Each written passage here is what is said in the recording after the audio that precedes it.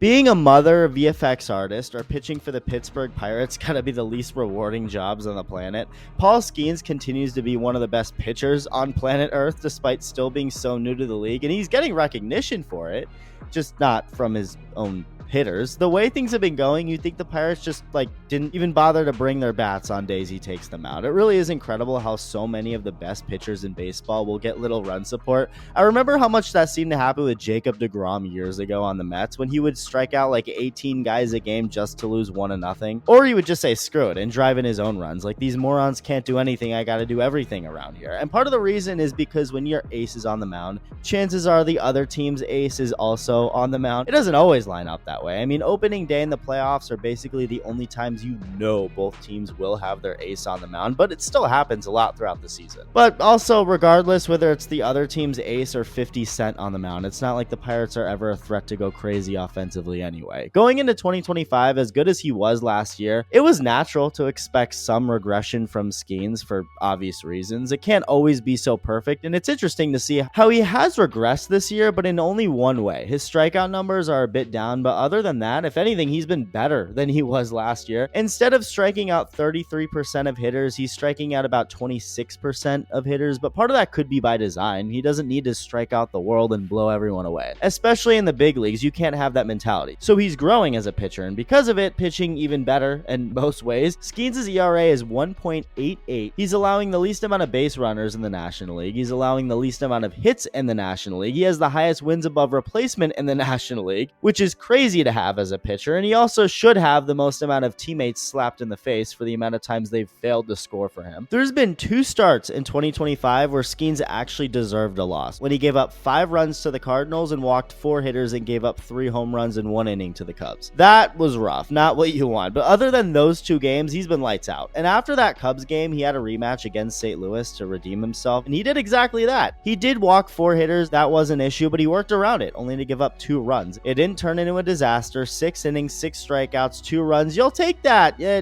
but he got the loss. The Pirates scored 1 run. Then his next outing against the Mets, another 6 innings, 6 more strikeouts, just 1 run allowed. That's great. Pirates lose 4-3. All right, well, how about the next game? Skenes goes out and whips his balls out on the Phillies. Only 3 hits allowed, 9 strikeouts, making these hitters look like washed up losers. He throws a complete game as the Pirates lose 1-0. At this point, Skenes can throw a perfect game and somehow the Pirates will still lose. And his dominance is only continued, and like a Christmas miracle never seen before, the Pirates actually won Skenes' next 2 starts. He was great against the Brewers, he was great against the D-Bags, and they won both games as the offense put up 10 runs against Arizona, which, I mean, I feel like anybody can do that at this point. But hey, progress for the Pirates offense. So look at that. Looks like the Pirates offense is finally figuring out how to score runs for arguably the best pitcher in baseball. Surely they won't let him down anymore, right?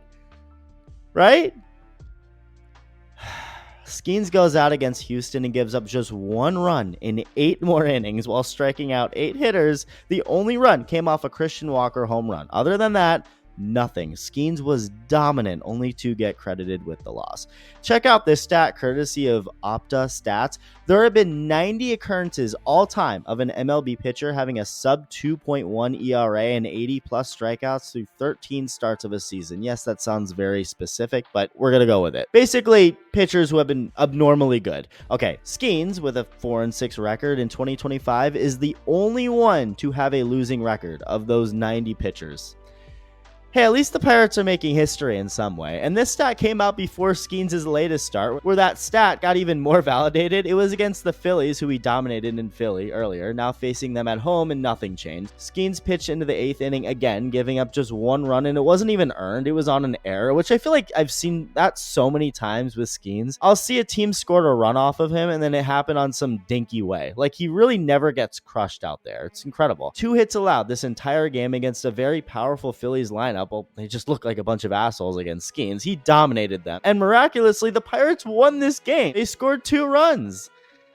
It takes Skenes throwing an absolute gem just for the Pirates to have a sliver of a chance to win. And because they scored the winning run after Skenes was taken out of the game in the 8th inning with 2 outs, Skenes doesn't even get credited with the win for his performance. So his record is still 4-6 with a 1.88 ERA. God bless this man. He needs to be saved. Paul Skenes and Andrew McCutchen will forever deserve better. Let me know your thoughts and thank you for watching. Love you. Bye.